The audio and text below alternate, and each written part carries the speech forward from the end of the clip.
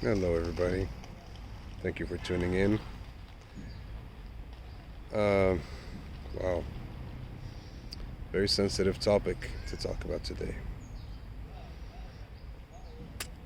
Where do I begin? We're going to be talking about Moroccan people. Yep.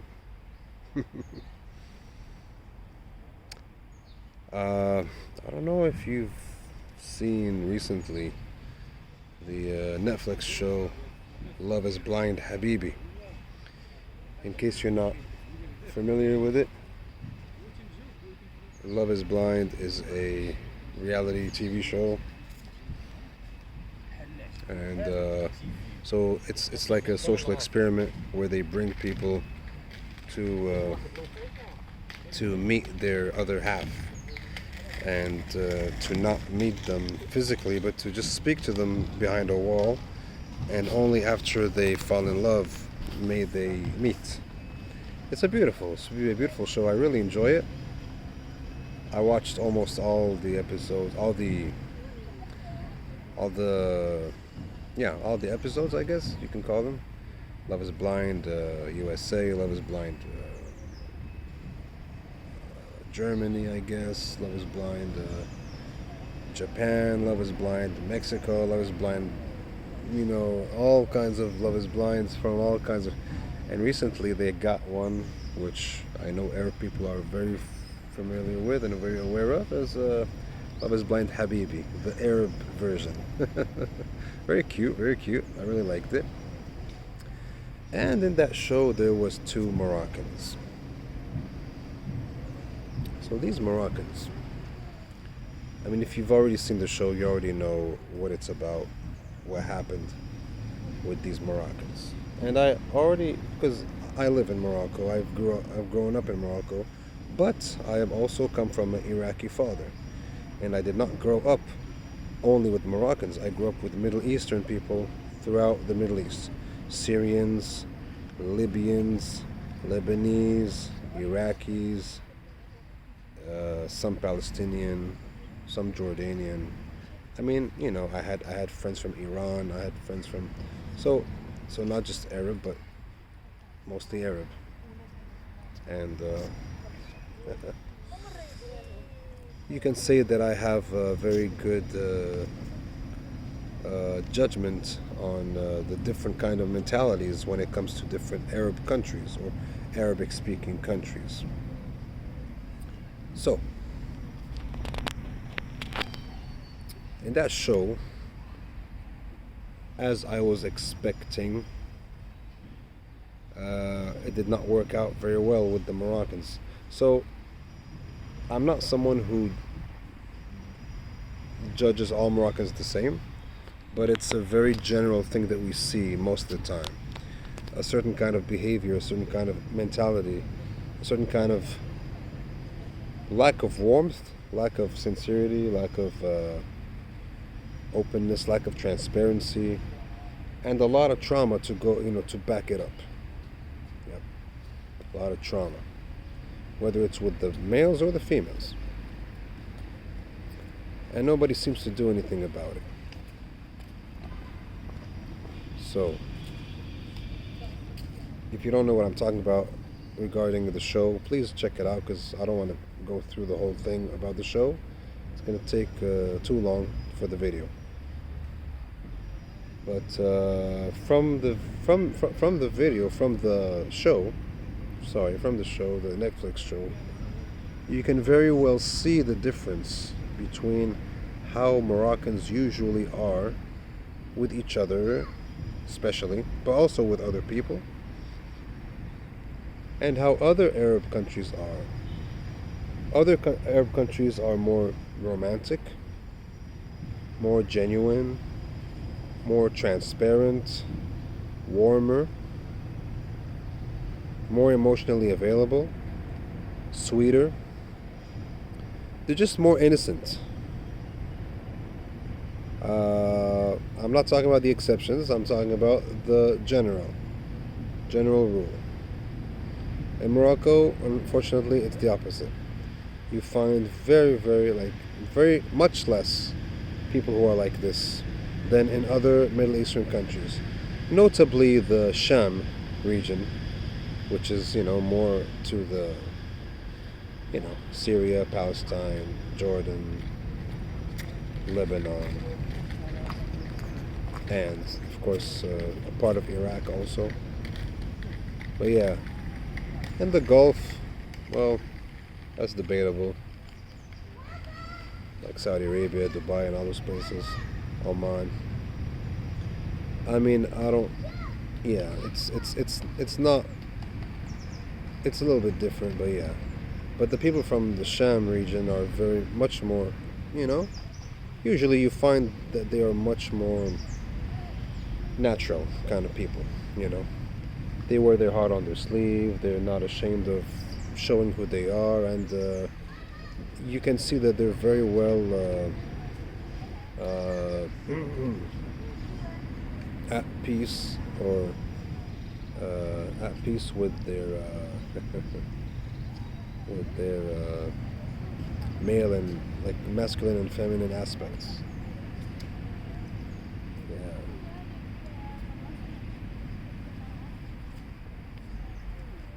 Bonjour. C'est bien. Yeah,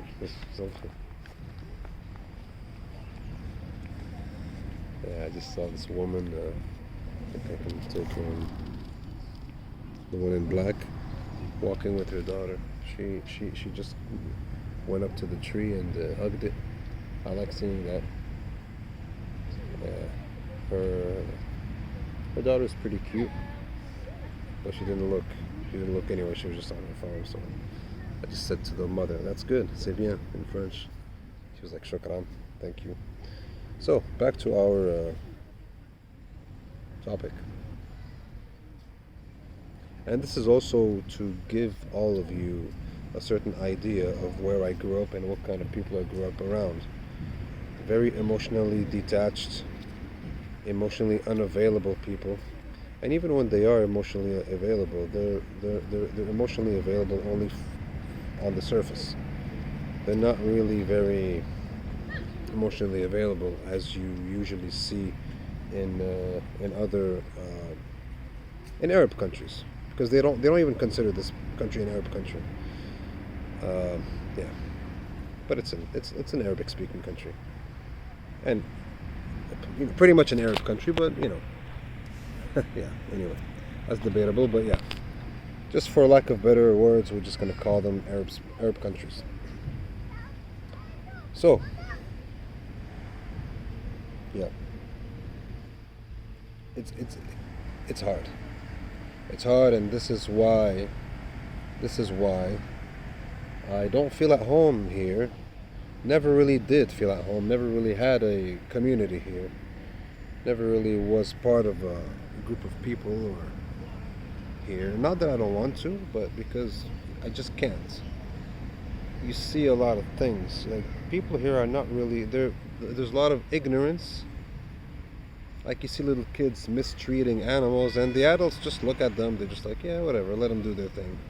Like, nobody really sees the ramifications of such behavior, which can take on other levels or other dimensions in later life. When you get used to mistreating animals as a child, it'll really facilitate mistreating people, other people, because life is life. And so you have a lot of this trauma, bro.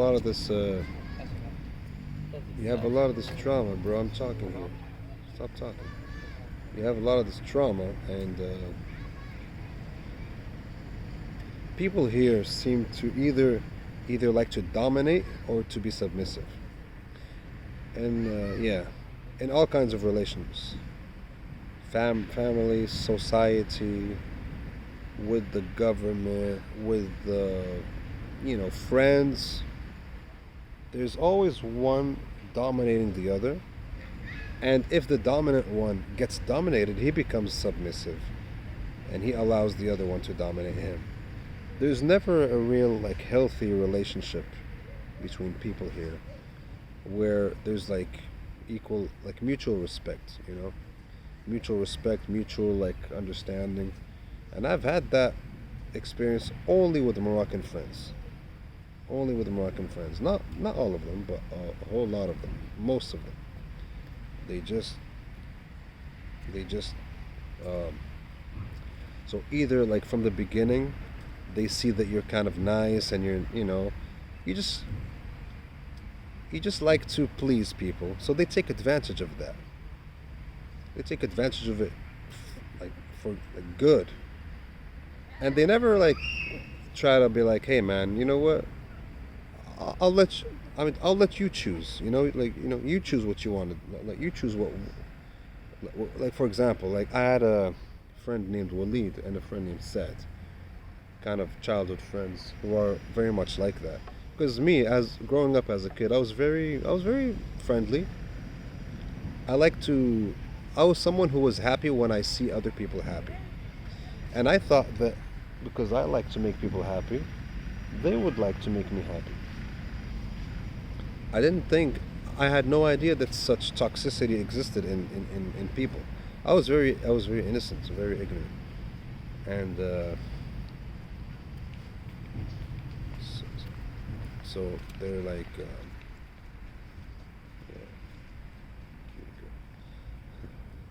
uh,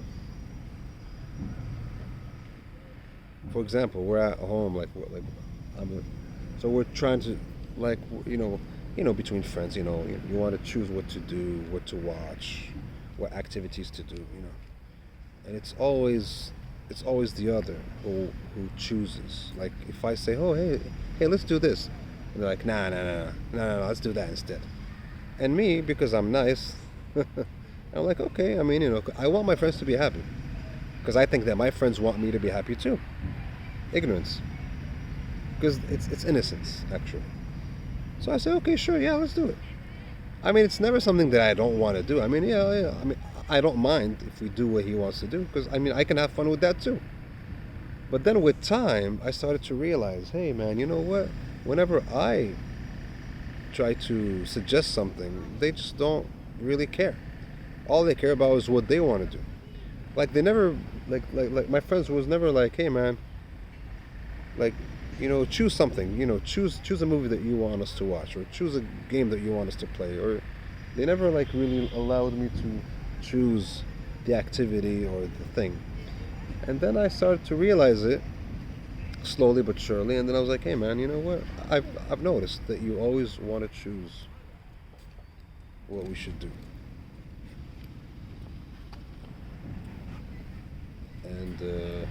And then they just deny it. No, what are you talking about, man? Come on. We always do what you want to do. Don't you like to do what I want to do too? You know what I mean? Like they just run away from the question. They run away from the responsibility. That's a very, very Moroccan thing. Very extreme. And then later, when I got older, certainly when I was in my 20s, I confronted both of these friends, and I told them, listen, guys, I'm going to tell you something straight up. If you guys want me to still be your friend, you're gonna have to start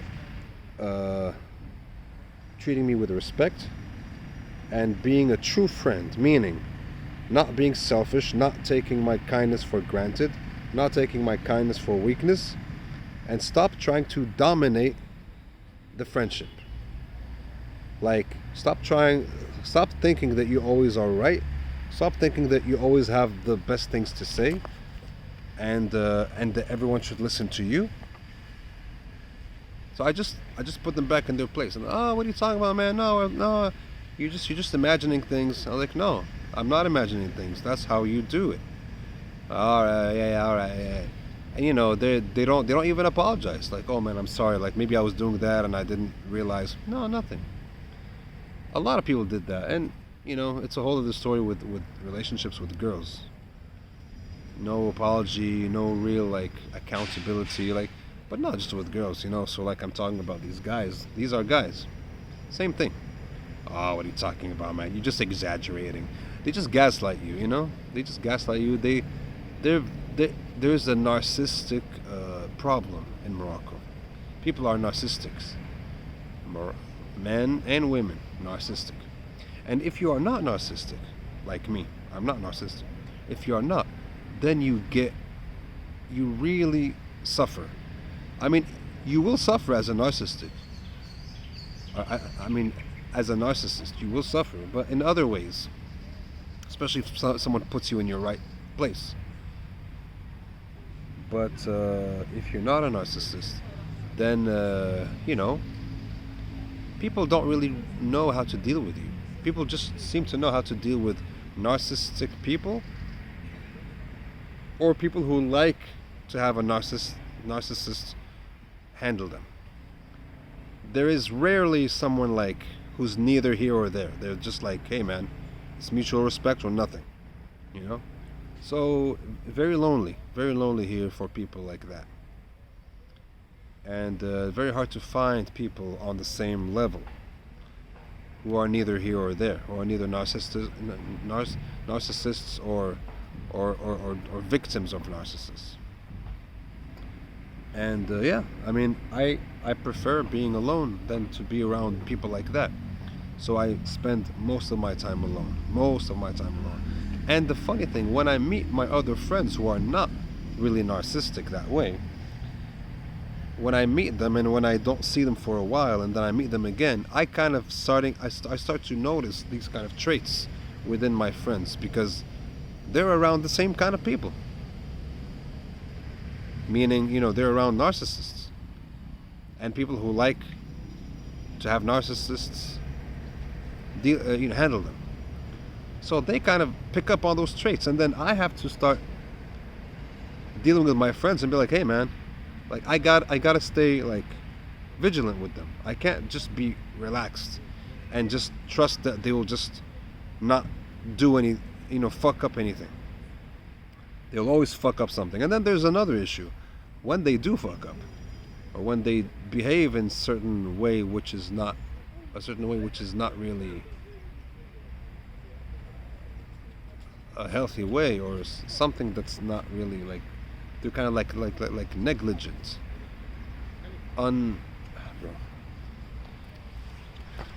when they're like when they behave in a way that is not considerate,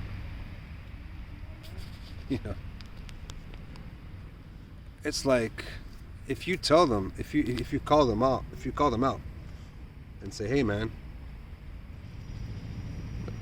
why did you do this, or or I didn't appreciate like what you did, they won't be like, hey man, my bad, I'm sorry, I didn't mean to, I didn't think about it. 95 or 99% of the time, bro, most of the time, the vast majority of the time, you will have them become very defensive and very nasty. Oh, what are you talking about? What? You remember what you did? You do the same thing.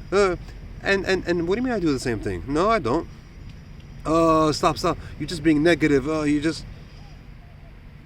And then, like, when you kind of make them understand that you're kind of expecting an apology, and you voice it, because they don't really apologize. And when you tell them, hey man, all I'm looking for is an apology. Okay, I'm sorry. That's the reaction. You're sorry? Okay, what are you sorry for? Because of course I can tell like when an apology is genuine or not. So you ask them, what are you sorry for? What do you mean what I'm sorry for, man? Well, I said I'm sorry. What are you still talking about this for? Oh, come on, man. And then they try to make you seem like the negative guy. Oh man, you're so negative, man. I don't like this negative energy, man. You're just talking about problems. No, bitch. I'm talking about something you did. I'm talking about a problem you did, which you don't want to take accountability for. And that is a very big problem in any relation, friends or dating or whatever. It shows lack of respect. It shows lack of integrity. It shows disregard. It's like, it's just really, really bad. And I have no sympathy for that, man. And most people here are like that. And because most people here are like that, they understand each other. So when two of the same kind are like that, and they don't like neither one apologizes to the other. They're like they're both toxic. So they both temporarily find common ground. But of course, if both of them are toxic, they they will never be happy together. They will just tolerate each other. None of them will have the courage to face the real issues. None of them will have the courage to even you know, clear things up. So either they will explode and they will fight a very chaotic fight, or they will just tolerate each other forever and not really love each other for real and, be close and intimate with each other. But they'll just be like, yeah, like for example, like like a husband and wife. Like the husband will just become very standoffish, very aloof. Just let her do what she wants. I don't care. He doesn't really care about raising the kids, talking to the kids, talking to the daughter, the son, the wife.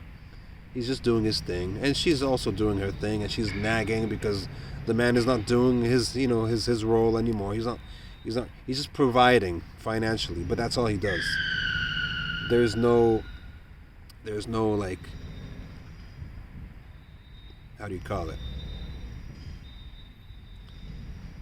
Moral support? I don't know how you call it. Maybe moral support, or there's no real like communication, like intimate kind of presence.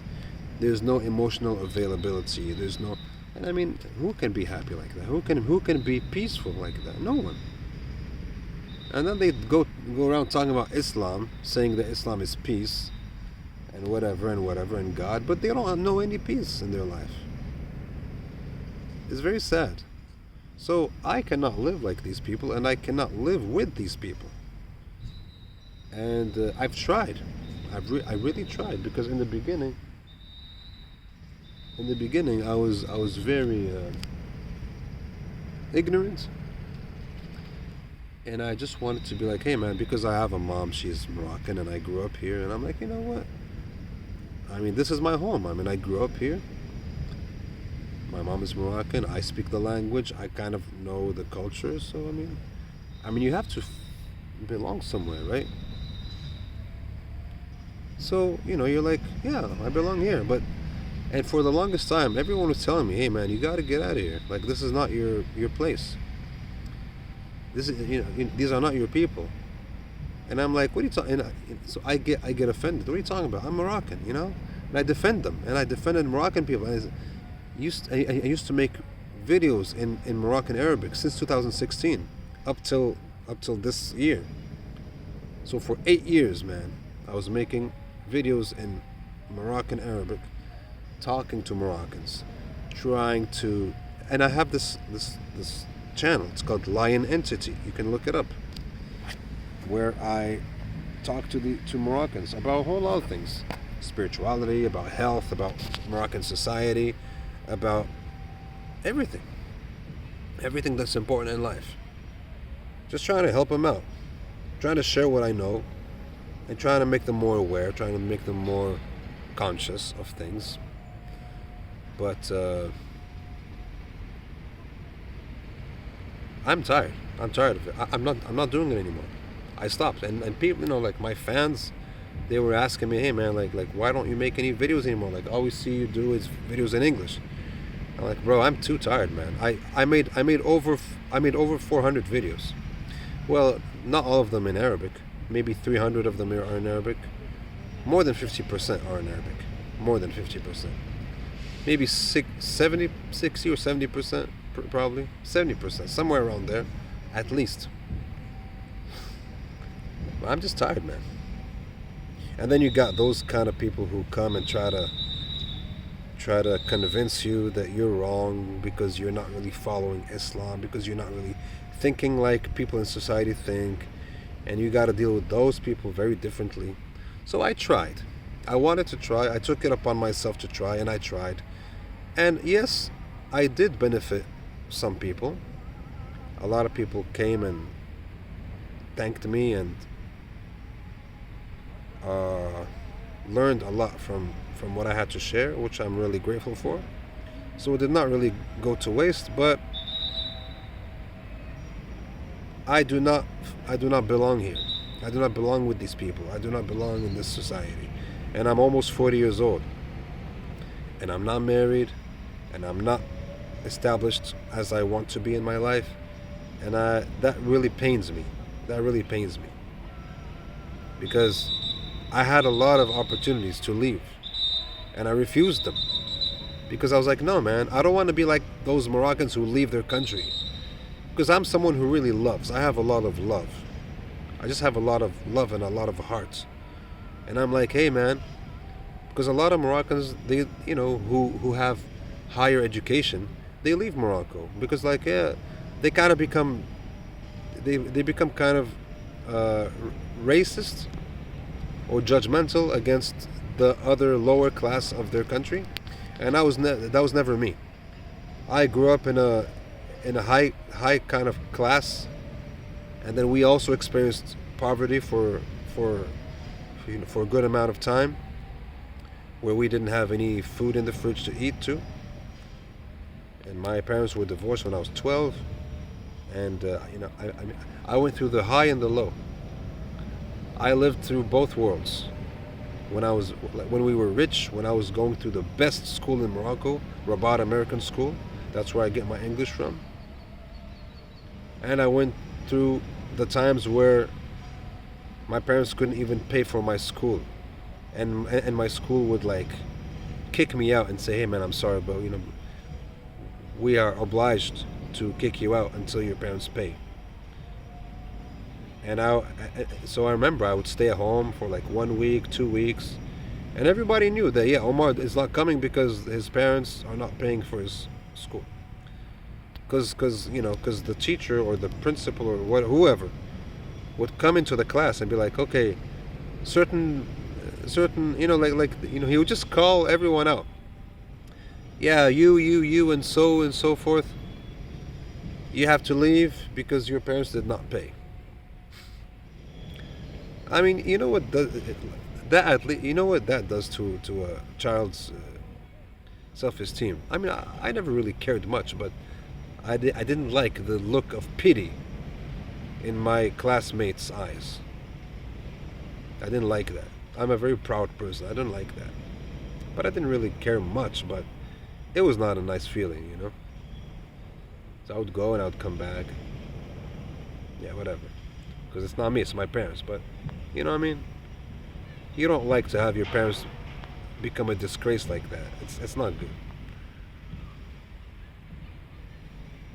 So why was I saying this?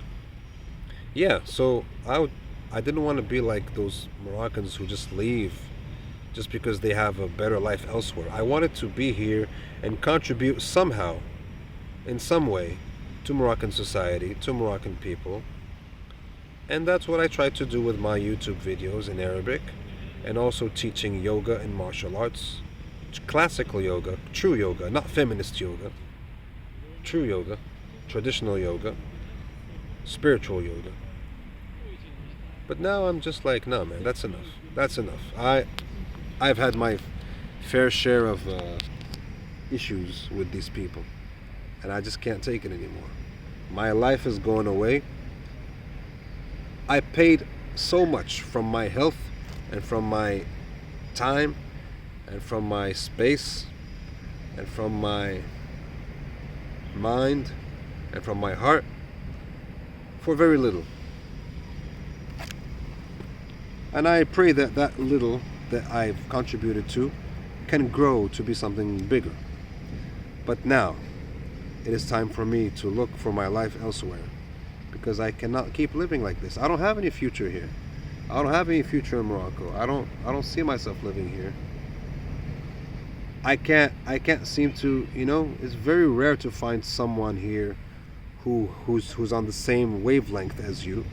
And I don't want to stay here trying to find that person who I can share my life with, because they're already very rare, very hard to find. Why would I do that to myself? I've been doing that all my life. I was someone who was ready to get married since I was a teenager. I was always for marriage. I was not like that kind of person who was always messing around, and now because I'm getting older I want to get married. I always wanted to get married. I wanted to get married ever since I was a little kid. I couldn't wait to get, to become 18 and to already have a girlfriend who I can just marry, But yeah, all I found was heartbreaks. All I found was people exploiting me, so all I found was narcissists, or those who like to have a narcissistic person handle them. And I'm neither a narcissist, nor do I accept to be handled by a narcissist. So I met submissive girls and dominant girls, and neither of them I can continue my life with. So narcissist is the best term. It's not really dominant or submissive, but narcissist. Yeah. Either they like to be handled narcissistically. Dude, I'm fucking making a video. Shut the fuck up. Pissing me off.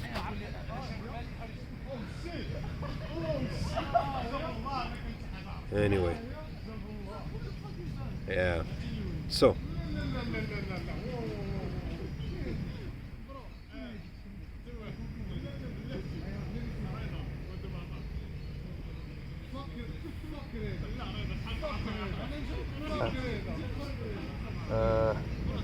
برو كان شجر واحد الفيديو الله يخليك ديروا الصداع.